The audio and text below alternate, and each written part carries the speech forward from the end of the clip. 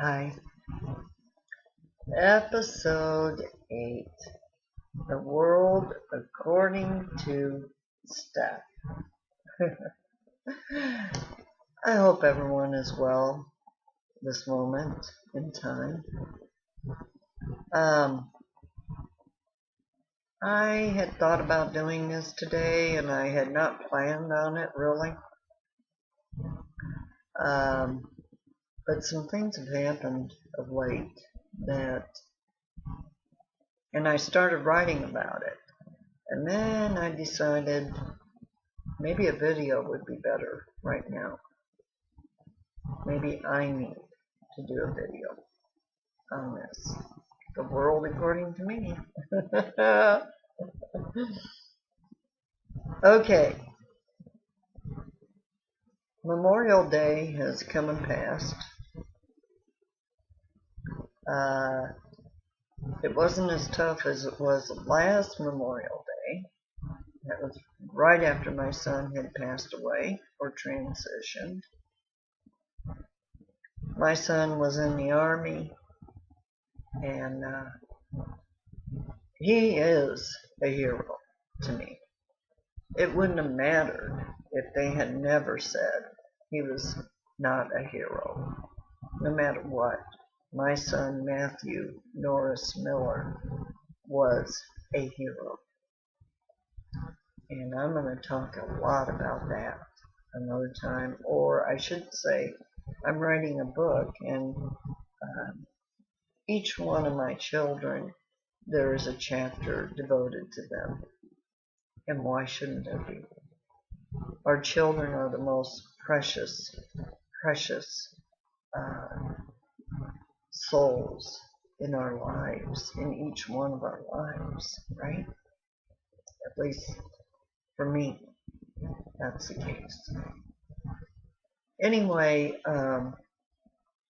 right before, I think a week ago today, as a matter of fact, which was just right before all the hubbub started. And by hubbub, I mean I got depressed. It was very difficult, as usual, to go through it. But it wasn't as bad as it has been, or had been, last year. But here's the sad part. My very good friend in Kansas City called me. This is a male friend of mine who I have done some work with on a spiritual level. And he called me and told me that he and his wife found out that their grandchild, 15 months old, had been found dead. I hate to use the word dead. I just hate it. Because energy doesn't die. And if you watch my laws of living, it explains it in very simple terms. It truly does. But anyway, I almost couldn't handle it. I did not say the things that I know he was waiting for me to say. One of the things I said to him was, be grateful that you had 15 months with this child. Be grateful that you didn't go through 34 years and then have your child be not with you anymore. Have some gratitude on that level. And I know it's hard. I know I probably shouldn't have said that. But I was thinking about my child being gone. And I wasn't on the pity pot. I just wasn't really thinking very clearly. I wasn't asking my Creator to help me with the right words. Now I want to get on a couple of things here. I want to talk about a few things here. I've talked about this before. I've just touched on it. It's called a soul sickness. I'm writing a blog about it right now. What is soul sickness? It's in a lot of books that I've read. It talks about it in metaphysics a lot. I'm going to use my mother as an example because I'm getting ready to go visit my parents who are very far away. This will not be an easy trip for me because I am very disabled, even though you see me in this picture in this YouTube photo and it doesn't look it, but I truly am. And it's very hard for me to walk. It's very hard for me to live a normal, any kind of, quote, normal life. So I do the best I can with my Creator's help. At any rate, soul sickness. Let's talk about that for a minute, please. I need to. My mother has Alzheimer's. Not only that, she has severe heart disease, and I mean severe, to the point where 2 of her main arteries are clogged. She has a pacemaker.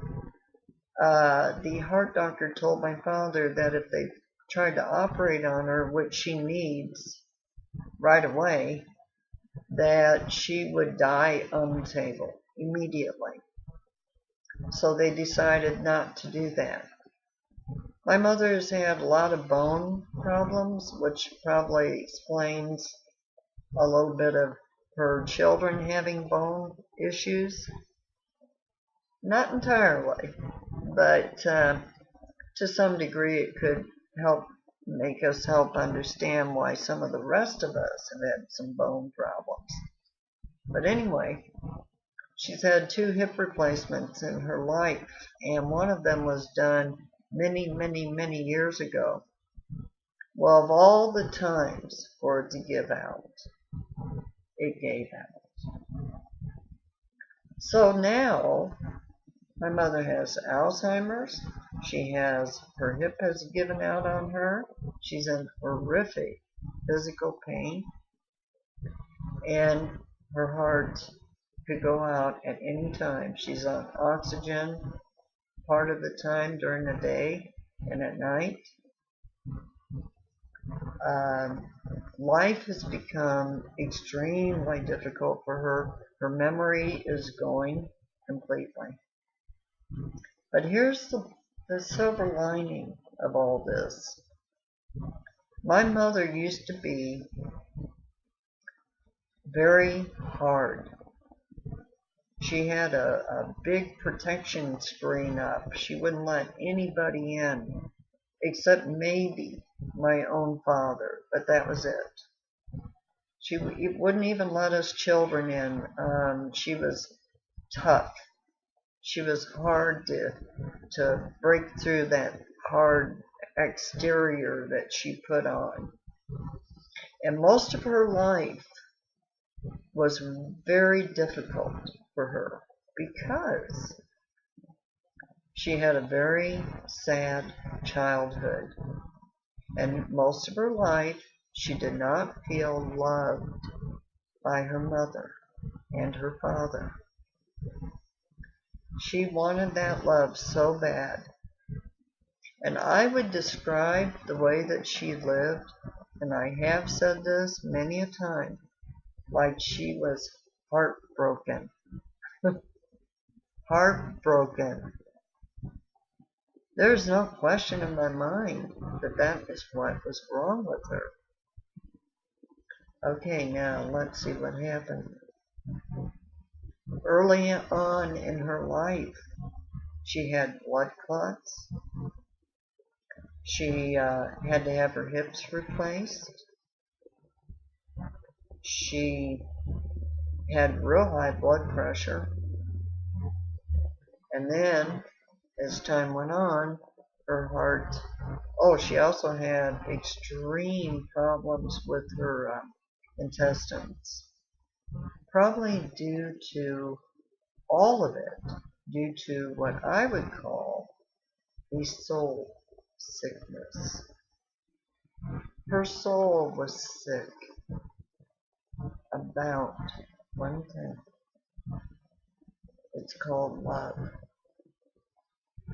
She didn't think she had any love from the most important people that she chose. And I use that word chose for a reason. We're going to talk about that concept.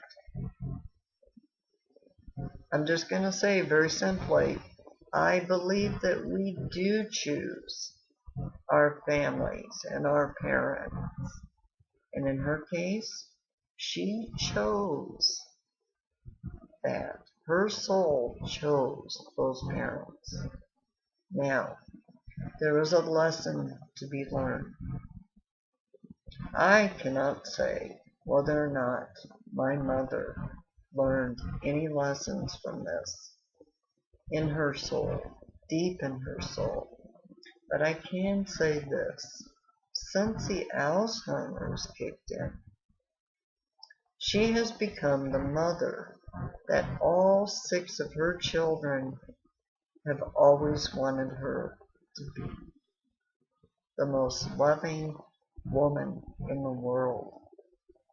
She says the most beautiful things to us when we catch her at the right time. But the other day, she was crying and upset. And I have learned that I must talk to my mother and speak to her as if she were a child. And I do that. And I give her love. I make her feel so loved.